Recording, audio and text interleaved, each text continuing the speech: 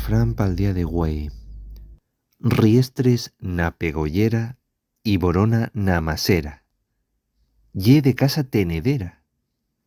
Este refrán nos alude a la abundancia y los atributos virtuosos para una familia, para una quintana o la producción de una casa.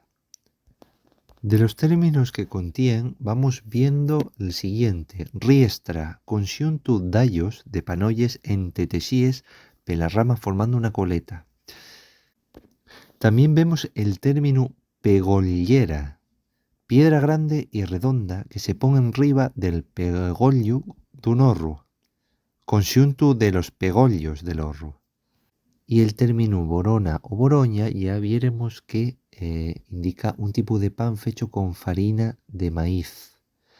Por tanto, esto nos indica la abundancia del maíz como producto principal de la casa asturiana. ¿Qué te parece el refrán de güei?